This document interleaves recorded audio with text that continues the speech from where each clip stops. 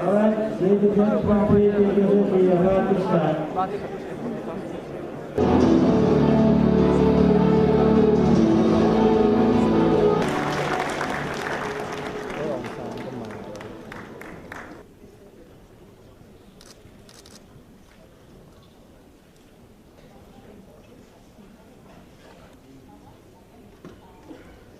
Acceptance of our invitation, resulting in the presence of President Representative Baroness Ashton, Your Excellencies and гайхамшигт эмэгтэй. Бидний дунд бас Арабын хувьсгалын ээж хүрэлцэн ирсэнд тусмаа Азийн орны явах зам биш гэсэн ойлголтыг бид шин сонголтоор эвдсэн. Ирэх чөлөө бол энэ дэлхийн хаанч хүн бүхний Mr. Chairman, Excellency, delegates to the conference, ladies and gentlemen, I wish to begin by expressing my appreciation to His Excellency, the President of Mongolia, for inviting me to speak at this conference of the communities of democracies. I accepted these invitations not only because I want to visit a country that had made many achievements regarding democracy, or to exchange the idea and views on democracy, but I am here also because democracy is so important to me, and more importantly, to the people of my beloved home, Thailand. Democracy is not a new concept.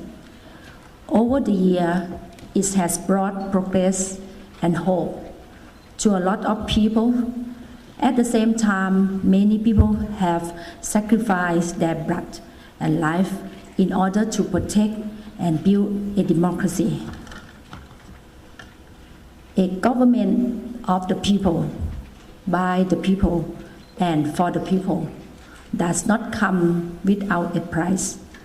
Rights and liberties and the belief that all men and women are created equal to have been fought at and sadly died for. Why? This is because there are people in the world who do not believe in democracy.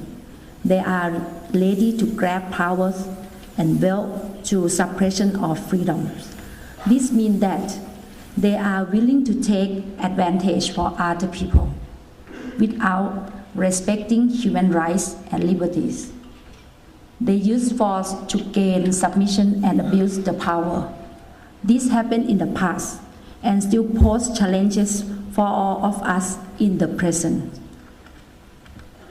In many countries, democracy has taken a firm root, and it's definitely refreshing to see another wave of democracy in modern times, from Arab Spring to the successful transition in Myanmar through the effort of President Thein Sein, and also change in my own countries, where the people power in Thailand has brought me here today.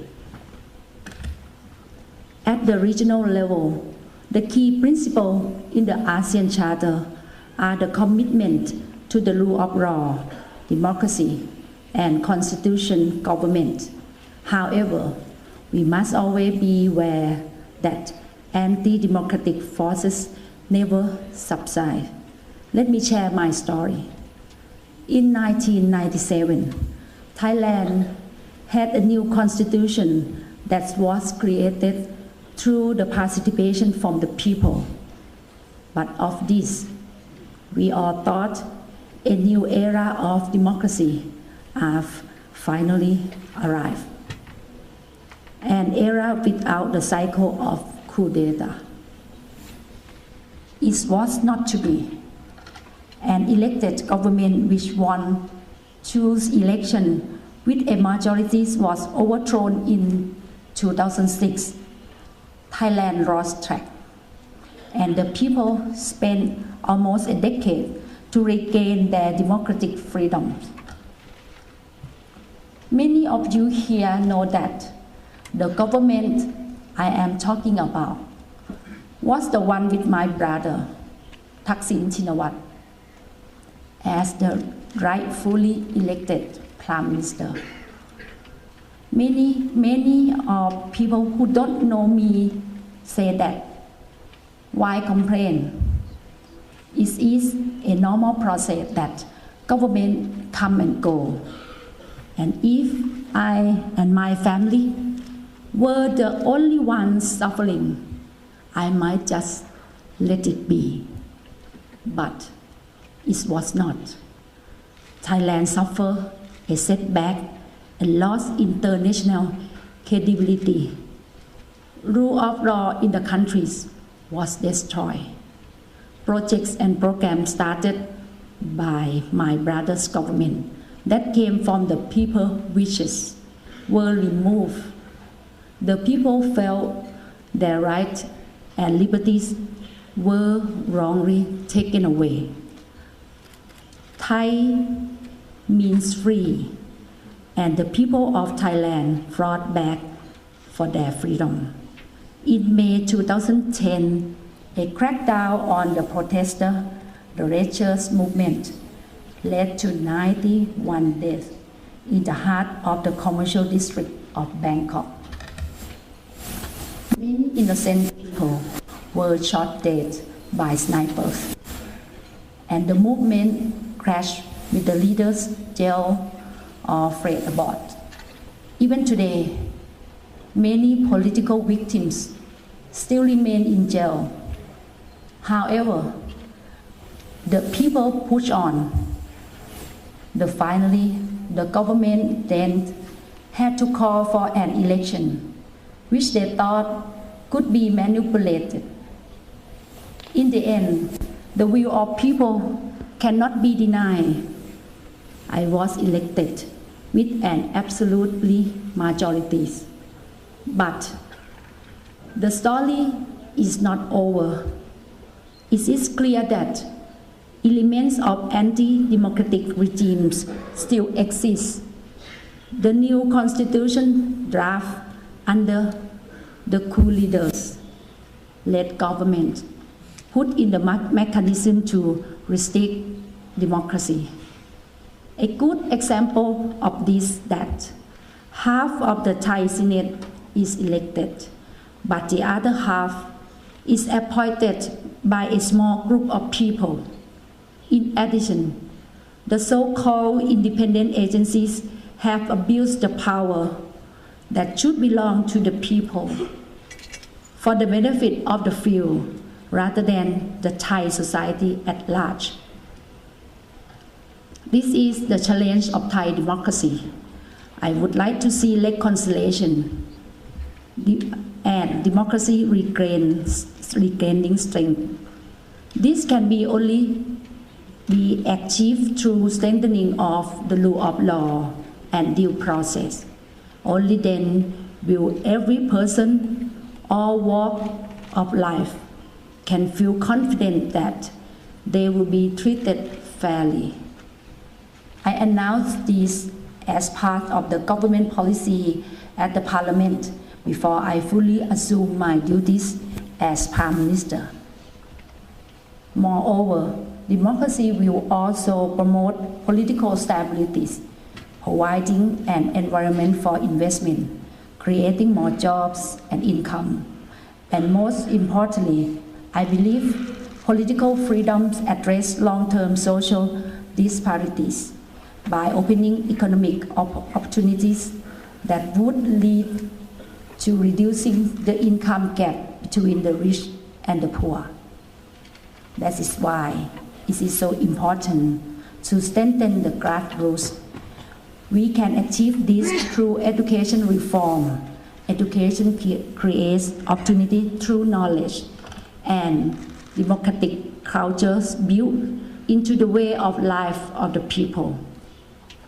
Only then will the people have knowledge to be able to make informed choice and defend their beliefs from those wishing to suppress them.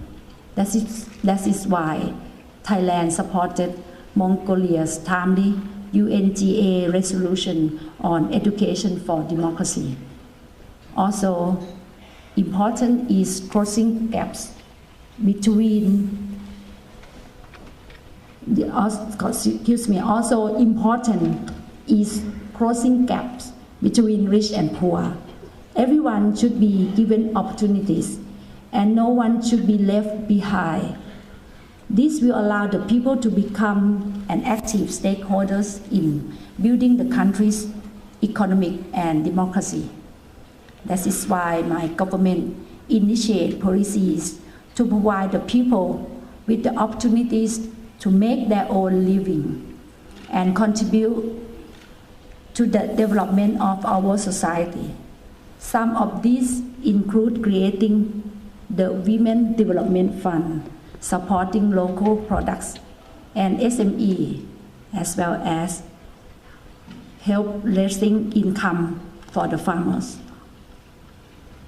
And to believe you need effective, and I believe that we need effective and innovative leadership, effective in implementing rule of law fairly, innovative in finding creative, peaceful solutions to address the problem of people.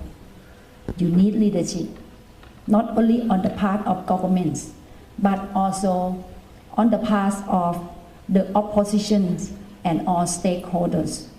All must respect the rule of law and contribute to democracy. Ladies and gentlemen, another important lesson we have learned was that international friends matter. Pressure from countries who value democracy kept democratic forces in Thailand alive.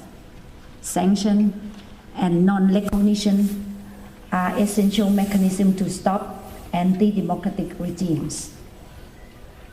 An international forum like Communities of Democracies helps sustain democracy, seeking to promote and protect democracy through dialogue and cooperation.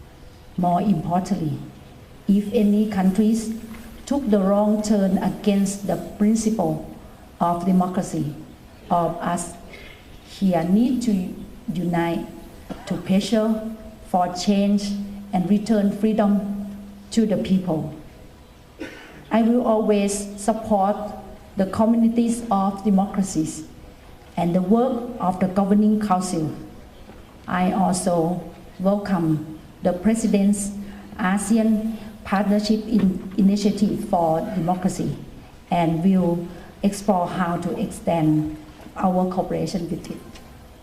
Ladies and gentlemen, I would like to end my statement by declaring that I hope that the suffering of my family, the families of political victims, and the families of the 91 people who lost their life in defending democracy during the bloodshed in May 2010 will be the last. All human beings will be protected for future generations to come. Thank you for your attention.